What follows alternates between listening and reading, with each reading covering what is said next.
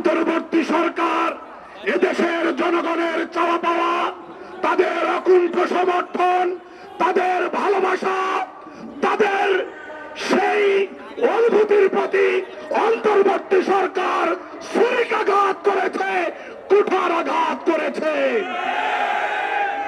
একটা পর্যায়ে জাতিসংঘের মানবাধিকার কমিশনের কান্ট্রি অফিস খোলার 3 বছর মেয়াদী অন্যায় চুক্তি সই করে বসলো।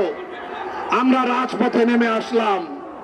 শেষ পর্যায়ে এসে যখন এদেশের মানুষ, বিশেষত পলিটিক্যাল লিডাররা, রাজনৈতিক নেতৃবৃন্দ, রাজনৈতিক দলসমূহ নির্বাচনী কাজে চরম ব্যস্ত, ঠিক তখনই নির্বাচনের মাত্র 3 দিন আগে, 72 ঘন্টা আগে সবাইকে অন্ধকারে রেখে তারা যুক্তরাষ্ট্রের সঙ্গে দাসত্বের দলিল সম্পাদন করে, গোলামীর চুক্তি সই করে, অসম বাণিজ্য চুক্তি সই করে।